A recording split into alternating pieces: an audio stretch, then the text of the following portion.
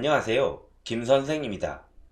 지난번 영상에서는 연세대학교의 2021학년도 신입생 선발 계획에 대해 알아보았습니다.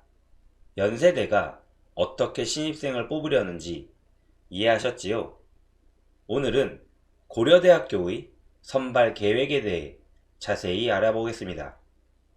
고려대학교는 수시 모집은 학생부 중심 전형으로, 정시 모집은 수능 중심 전형으로 선발 구조가 비교적 간단합니다.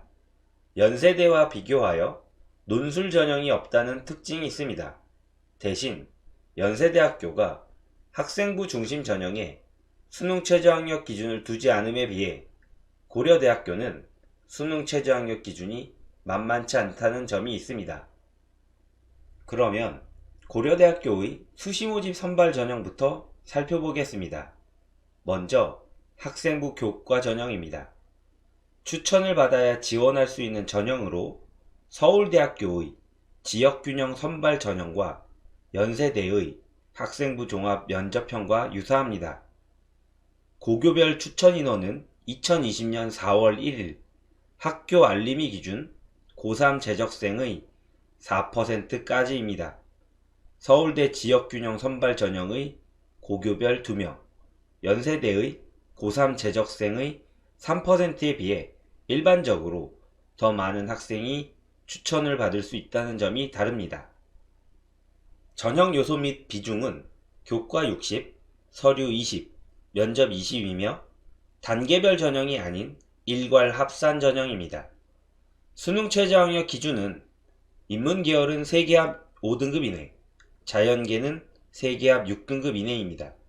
의과대학은 4개 응역, 등급합 5등급 이내로 수능 최저를 달성하는 것이 만만치 않습니다.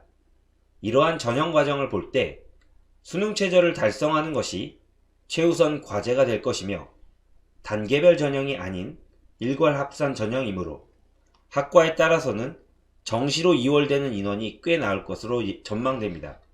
단, 현 시점에서는 면접 일정이 확정된 것이 아니므로 면접이 수능 전인지 후인지에 따라 경쟁률 등에 영향이 있을 것으로 예측됩니다.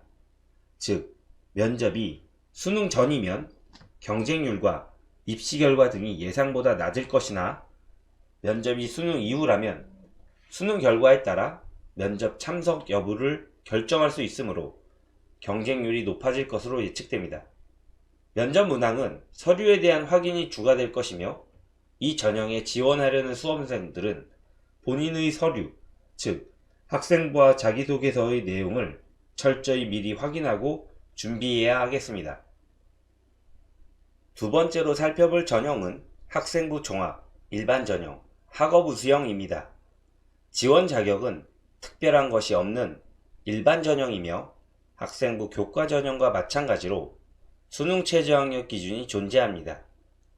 전형 요소 및 비중은 1단계로 서류 100%로 모집 단위별 모집 인원의 5배수를 2단계, 즉 면접 대상자로 선발하여 1단계 성적의 70%와 면접 30%를 합산하여 최종 합격자를 가리게 됩니다. 단계별 전형이므로 우선 서류에 대한 강점이 있어야 할 것이며 수능 최저학력 기준은 기본으로 맞출 수 있는 능력이 되어야 할 것입니다.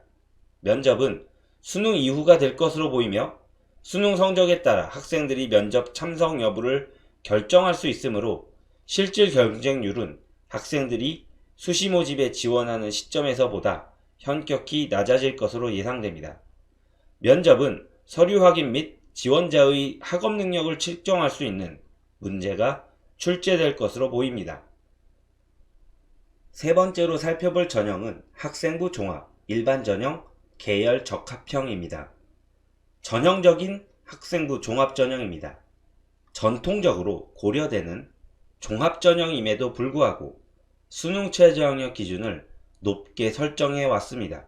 그래서 실제 종합 전형에 적합한 학생이 선발되는 것이 아닌 수능 성적이 좋은 학생이 뽑힌 것이 사실입니다.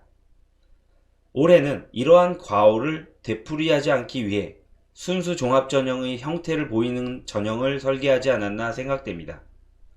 지원 자격은 특별히 없는 일반 전형이며 단계별 전형으로 1단계 서류 100으로 일정 배수를 면접 대상자로 선발하고 면접 점수를 합하여 최종 합격자를 뽑게 됩니다. 면접의 내용은 서류 확인 및 학업 역량의 측정이 주가 될 것이나 면접의 비중이 높으므로 주어진 제시문 등을 잘 파악하여 논리적인 답변을 해내는 것이 중요해 보입니다. 면접 일정은 수능 이후가 될 것이므로 경쟁률은 꽤 높을 것으로 예측됩니다. 마지막으로 살펴볼 전형은 정시모집 수능 전형입니다.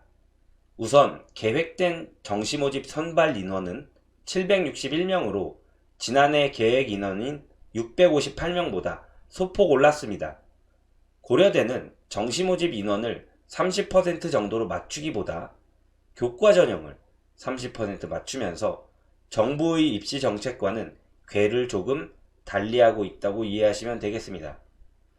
인원의 소폭 변화 말고는 특별히 달라진 것은 없으나 간단히 살펴보면 인문 계열의 경우 국어, 수학의 비중이 높으나 탐구의 비중도 높다는 것을 알 수 있으며 자연 계열의 경우 수학의 비중이 가장 높으며 국어와 탐구의 비중이 동일함을 알 수 있습니다.